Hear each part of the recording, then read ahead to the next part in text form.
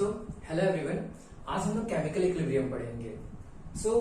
ये कोई बहुत बड़ा चैप्टर नहीं है, कंसेप्चुअली चैप्टर है, बहुत इजी चैप्टर है और बहुत इजीली मार्क्स गेनिंग चैप्टर है। जेईई मेंस में भी इसके सवाल आ जाते हैं और बोर्ड्स एग्जाम के लिए तो बहुत इंपॉर्टेंट है। और 11th 12th की सीईटी या जो बेसिक एग्जाम्स होते हैं, बीएचयू, ये सारे एग्जाम्स में भी इनकी काफी वेटेज है। सो विदाउट टाइम वेस्ट किए चलिए स्टार्ट करते हैं हम चैप्टर क्या अपना केमिकल इक्विलिब्रियम। केमिकल इक्विलिब्रियम पढ़ने से पहले हमें पता होना चाहिए कि रिएक्शन कितने टाइप की होती हैं। मतलब रिएक्शन को हम लोगों ने दो पार्ट्स में डिवाइड किया हुआ है। ऑर्गेनिक में तो रिएक्शन 4 टाइप की होती है और भी बहुत सारी रिएक्शंस होती हैं, बट मोस्टली हम अगर फिजिकल के केस में बात करें, फिजिकल के केस में अगर हम बात करें रिएक्शंस की, तो रिएक्शन 2 टाइप की होती है। ठीक है, एक होती है इरिवर्सिबल रिएक्शन। क्या होती है? एक होती है इरिवर्सिबल, ठीक है, दूसरी होती है रिवर्सिबल। तो जो रिवर्सिबल रिएक्शन है, इरिवर्सिबल का क्या मतलब है? इरिवर्सिबल का मतलब ये है, जैसे मेरे पास कोई रिएक्टेंट है ए और यहां पे कोई रिएक्टेंट है बी और इन दोनों ने रिएक्ट किया और इन दोनों ने एक प्रोडक्ट बना दिया, क्या? सी। अब मैं कुछ भी कर लू, मतलब कुछ भी कर लू से मेरे कहने का क्या मतलब है कि अब ये सी उस रिएक्शन कंटेनर के अंदर, जैसे मैं रिएक्शन कर रहा हूं 25 डिग्री सेल्सियस पे, 25 डिग्री सेल्सियस, केमिस्ट्री पढ़ रहे हैं हम लोग, स्टैंडर्ड केल्विन एब्सोल्यूट स्केल की बात करेंगे, 298 केल्विन, ठीक है, 180 प्रेशर और एक डेफिनेट वॉल्यूम, एक डेफिनेट वॉल्यूम पे बात कर रहे हैं। मान लीजिए डेफिनेट वॉल्यूम पर जब ए बी से रिएक्ट करके सी में कन्वर्ट हो जाता है, तो सी इस स्पेसिफिक कंडीशन पे, सेम कंडीशन पे फिर से ए और बी में कन्वर्ट नहीं हो सकता। इसको हम लोग क्या बोलते हैं? Irreversible reaction. इसको हम लोग क्या बोलते हैं? Irreversible reaction. रिवर्सिबल रिएक्शन क्या होती है कि जैसे मेरा कोई कंपाउंड है या मान लीजिए मेरा कोई रिएक्टेंट है, ठीक है, वो प्रोडक्ट में कन्वर्ट हुआ, ठीक है, और सेम कंडीशन पे, एट सेम कंडीशन,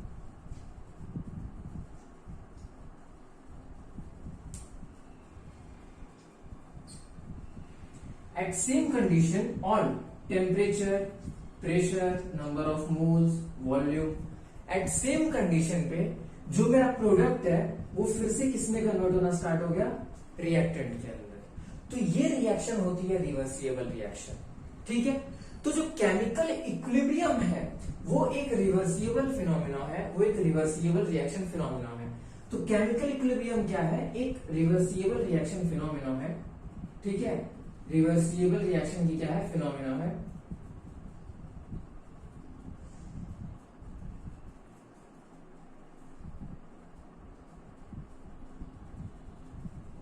फिनोमेनॉन है, ठीक है, जिसको मतलब हम आगे जाके और डिटेल में स्टडी करेंगे कि reversible reaction, chemical equilibrium actually है क्या, ठीक है। तो ये एक क्या हो गया? जनरलाइजेशन हो गया कि रिएक्शन 2 टाइप की है, इरिवर्सिबल, रिवर्सिबल। जो रिएक्टेंट है वो प्रोडक्ट में कन्वर्ट हो जाता है, लेकिन एट सेम कंडीशन जो प्रोडक्ट है वो फिर से अगेन रिएक्टेंट में कन्वर्ट होने लगता है at time T, at time T, ठीक है, at time T. At time T से क्या कहने का मतलब है मेरा कि जब तक मेरा रिएक्टेंट प्रोडक्ट नहीं बनेगा तब तक मेरा प्रोडक्ट से रिएक्टेंट बनना स्टार्ट नहीं होगा। तो जब रिएक्टेंट प्रोडक्ट में कन्वर्ट होने लगा और कोई एक ऐसा टाइम आएगा, ठीक है, जब मेरा जो मेरा प्रोडक्ट है वो फिर से रिएक्टेंट में क्या होने लगेगा? कन्वर्ट होने लगेगा। और उस टाइम को बोलते हैं हम लोग टी इक्विलिब्रियम। क्या बोलते हैं हम लोग उसको? T equilibrium. क्या कहते हैं उसको? टी इक्विलिब्रियम कहते हैं, ठीक है।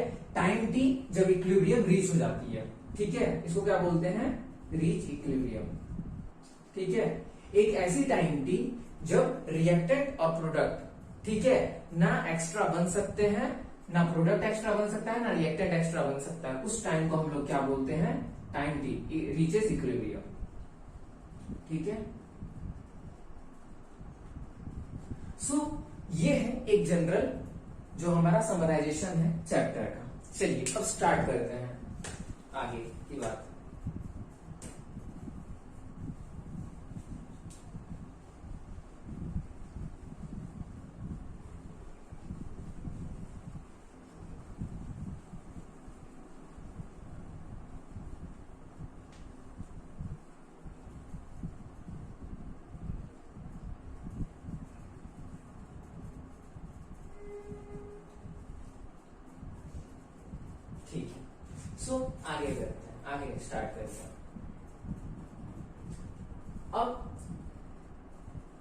जो इक्विलिब्रियम है वो दो टाइप की होती है।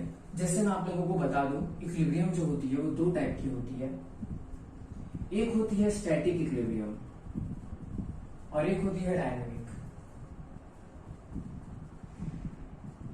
ठीक है, स्पेलिंग मिस्टेक को थोड़ा इग्नोर कर दीजिएगा या देख लीजिएगा आप लोग। ठीक है, एक होती है स्टैटिक इक्विलिब्रियम, एक होती है डायनामिक इक्विलिब्रियम। स्टैटिक इक्विलिब्रियम का अगर मैं आप लोगों को एक एग्जांपल दूं, तो जैसे मेरे पास एक कंटेनर है और उसके अंदर पानी रखा हुआ है, आइसोलेटेड कंडीशन में है, और ये पानी ना ही कम हो रहा है ना ही ज्यादा हो रहा है।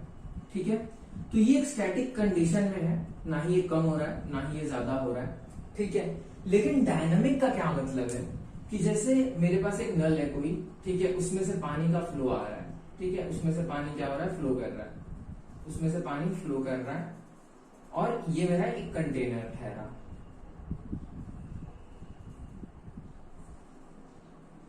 अब ये जो नल है, ठीक है, और मैंने यहां भी क्या बना दिया, एक नल बना दिया। ठीक है, जो यहां से पानी को क्या ले रहा है, बाहर की तरफ फेंक रहा है। ठीक है, यहां से पानी आ रहा है और यहां से पानी बाहर फेंक रहा है। ठीक है, और जिस स्पीड से यहां पानी आने की जो रेट है, इसमें जो पानी आने की रेट है, rate of input is equal to rate of output.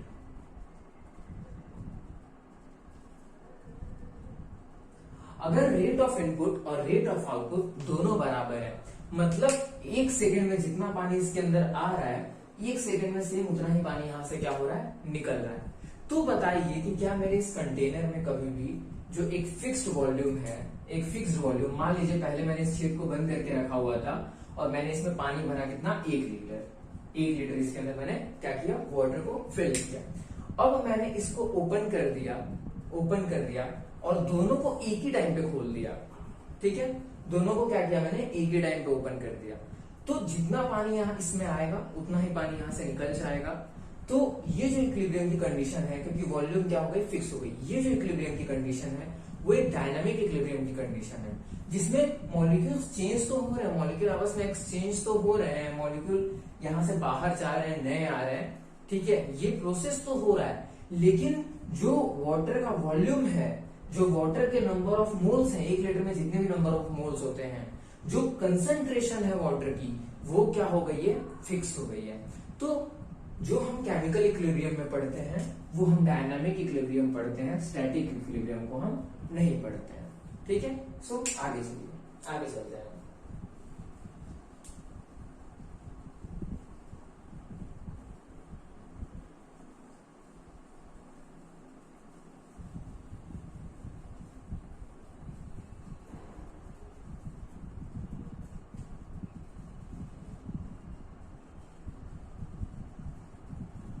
अब जैसे देख लेते हैं हम जो हमारे इंपॉर्टेंट चीजें हैं इक्विलिब्रियम से रिलेटेड। एट इक्विलिब्रियम आप लोगों को कैसे पता चलेगा कि जो हमारी इक्विलिब्रियम है वो रीच हो चुकी है।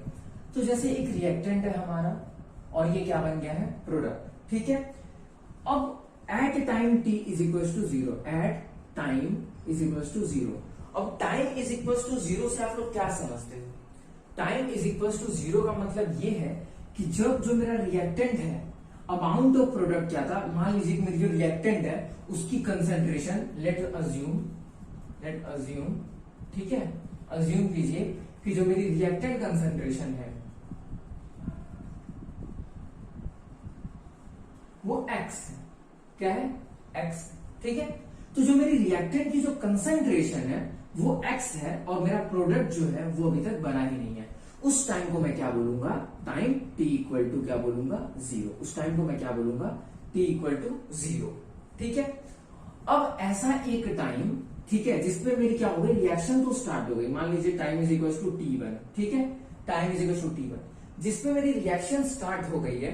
ठीक है, x जो है, जो रिएक्टेंट है वो प्रोडक्ट में कन्वर्ट हो चुका है और प्रोडक्ट मेरा मान लीजिए a अमाउंट में बना हुआ है। ठीक है, तो वो x में से मैं a अमाउंट को क्या कर दूंगा, माइनस कर दूंगा। सिंपल सी बात है, जब हम आगे एग्जांपल्स करेंगे समझ आ जाएगी। बस समझिए कि जितने अमाउंट में मेरा प्रोडक्ट बनेगा, रिएक्टेंट में से उतना अमाउंट क्या हो जाएगा, माइनस हो जाएगा।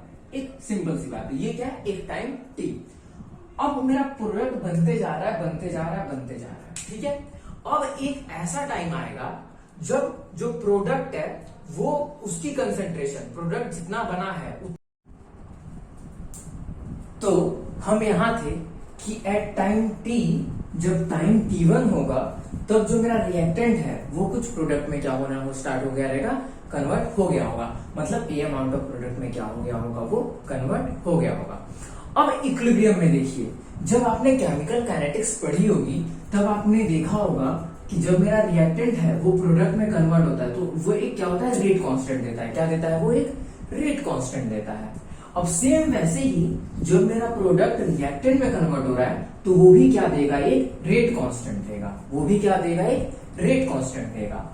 अब देखिए यहाँ पे मेन बात क्या है, जब मेरा रिएक्टेंट है जो प्रोडक्ट में कन्वर्ट हो रहा है, जो मेरा रिएक्टेंट है वो प्रोडक्ट में कन्वर्ट हो रहा है और रिएक्शन आगे की तरफ जा रही है, तो ये वाली जो लाइन है इसको मैं रिप्रेजेंट करूंगा रेट ऑफ फॉरवर्ड रिएक्शन से। Rate of forward reaction, rate constant KF, ठीक है। KF क्या है, rate constant for forward reaction. KF क्या है, rate constant for forward reaction.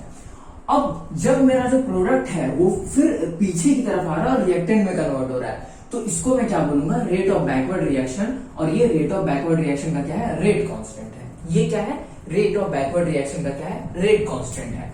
अब इक्विलिब्रियम क्या है, यहां देखिए इक्विलिब्रियम क्या है। अगर किसी ने आपसे पूछा कि what is equilibrium, so equilibrium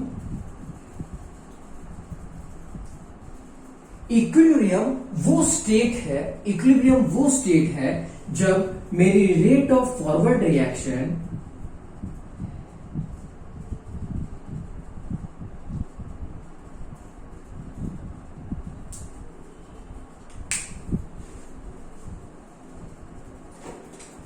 equals to rate of backward reaction।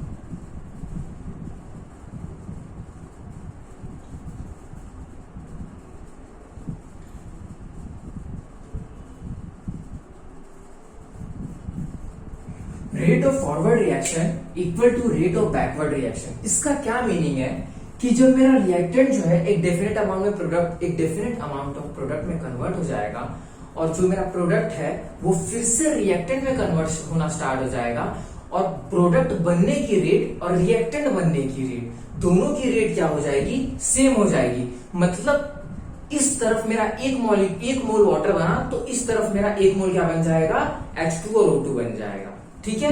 H2 और O2 बन जाएगा, मतलब इन दोनों के बनने की जो रेट होगी वो क्या हो जाएगी, सेम हो जाएगी।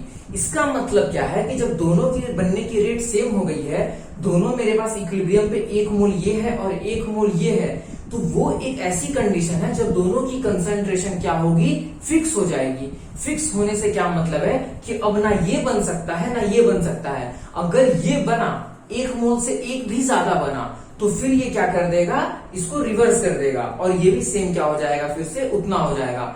उतना होने से मतलब ये है मेरा कि अब इन दोनों की जो कंसंट्रेशन है वो क्या हो जाएगी, कांस्टेंट हो जाएगी, ठीक है। दोनों की कंसंट्रेशन है वो क्या हो जाएगी, कांस्टेंट हो जाएगी।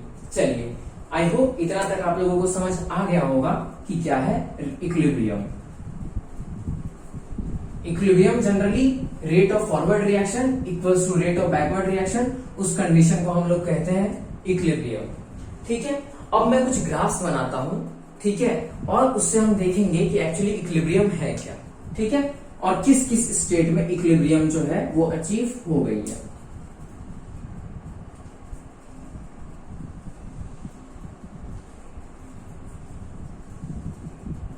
ठीक है, 3 केस देखेंगे हम, 1 मिनट बस। हाँ, हम क्या देखेंगे, 3 केस देखेंगे हम, 3 केसेस देखेंगे। एक में जैसे ये है मेरा प्रोडक्ट और ये है मेरा रिएक्टेंट, ठीक है, ये है मेरा प्रोडक्ट और ये है मेरा रिएक्टेंट। सेम, तीनों जगह सेम काम।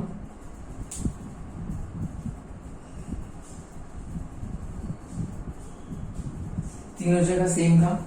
अब जैसे जैसे टाइम पास होगा, ये क्या है, एक पॉइंट है, ठीक है, ये एक पॉइंट है और रिएक्शन यहां से स्टार्ट होगी।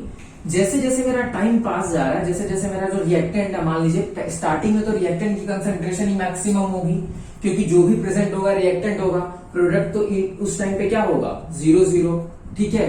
मेरे रिएक्टेंट जो होगी, मान लीजिए एक्स कंसेंट्रेशन है, ठीक है, तो उस पॉइंट पे ये दोनों क्या होगा, जीरो। प्रोडक्ट की कंसेंट्रेशन क्या होगी ये टाइम पे, एक्स कॉमा जीरो, ठीक है, यही होगा ना। आप लोगों ने 10th में मैथ्स पढ़ा होगा, जो हम लोग एक्स वाई कोऑर्डिनेट्स लेते हैं, तो मैं रिएक्टेंट कॉमा प्रोडक्ट लूंगा, तो उस टाइम पे जो मेरे रिएक्टेंट की कंसेंट्रेशन है इस ग्राफ पे वो क्या है, एक्स, और प्रोडक्ट की कंसेंट्रेशन क्या है, जीरो, ठीक है। अब जैसे जैसे मेरा टाइम बीतेगा वैसे वैसे रिएक्शन स्टार्ट होगी और प्रोडक्ट क्या होगा, बनना स्टार्ट होगा, ठीक है। वैसे वैसे जब मेरा प्रोडक्ट बनेगा तो मेरा रिएक्टेंट क्या है, घटेगा, और जैसे जैसे मेरा रिएक्टेंट घटेगा ये क्या होगा, ऐसे जाएगा, ठीक है। अब देखिए एक फिक्स टाइम पे देखेंगे आप तो इन दोनों की जो कंसंट्रेशन है वो कांस्टेंट हो गई है। इसका मतलब ये है कि अब ना ज्यादा प्रोडक्ट बन रहा है और ना ही अब ज्यादा क्या, अब इसका मतलब क्या, ना ही ज्यादा रिएक्टेंट प्रोडक्ट में कन्वर्ट हो रहा है, ना ही प्रोडक्ट रिएक्टेंट में कन्वर्ट हो रहा है। मतलब उन दोनों की जो कंसंट्रेशन है वो क्या हो गई है, फिक्स हो गई है। मतलब इस पॉइंट पे क्या हो गई है, कंसंट्रेशन क्या हो गई है, फिक्स हो गई है। मतलब अब ना ही रिएक्टेंट प्रोडक्ट में कन्वर्ट हो रहा है और ना ही प्रोडक्ट किस में कन्वर्ट हो रहा है, रिएक्टेंट में। मतलब एक फिक्स वैल्यू उसने हासिल कर ली है। मान लीजिए ये बोलते हैं y और इसको बोल देते हैं हम लोग z। अब दोनों की कंसंट्रेशन क्या हो गई है, फिक्स हो गई है, ठीक है। अब ना ही ज्यादा प्रोडक्ट बन सकता है और ना ही ज्यादा रिएक्टेंट बन सकता है। इसको हम लोग बोलते हैं अर्ली इक्विलिब्रियम। कि इसका मतलब ये है कि इक्विलिब्रियम जो है वो बहुत जल्दी अचीव हो गया है, ठीक है। अब एक ये रिएक्शन लेते हैं कि सेम रिएक्टेंट पहले मैक्सिमम होगा टाइम जीरो पे, जैसे जैसे मेरी रिएक्शन आगे बढ़ेगी प्रोडक्ट भी क्या होगी, आगे बढ़ेगी, और दोनों एक टाइम ऐसा आएगा, थोड़ा सा ग्राफ गंदा बन गया, बस 2 मिनट रुकिए।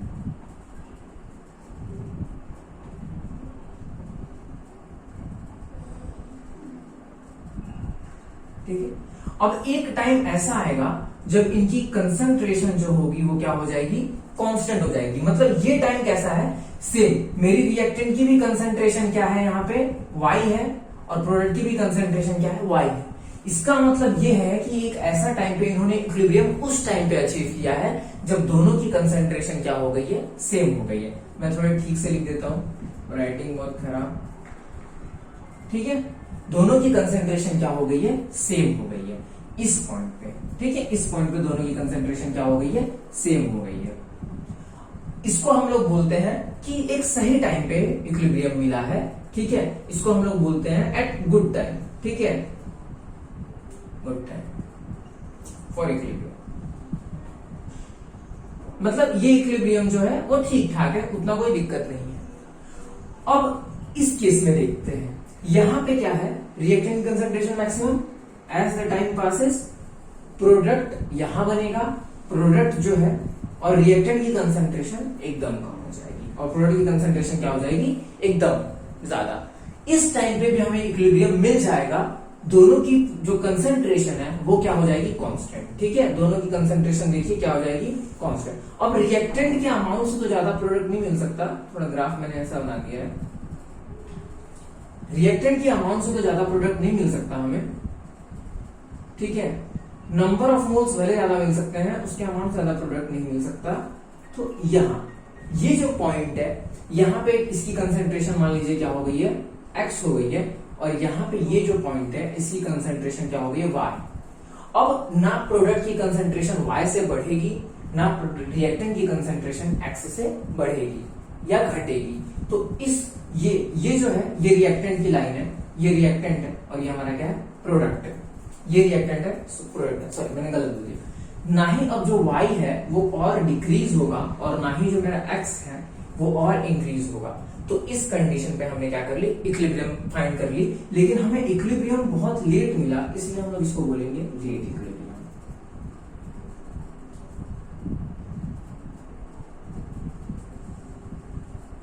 ठीक है। सो आज की क्लास में बस इतना ही, नेक्स्ट क्लास में मिलते हैं। सो बाय बाय, और चैप्टर हम आगे पढ़ेंगे, कंटिन्यू करेंगे। Bye bye.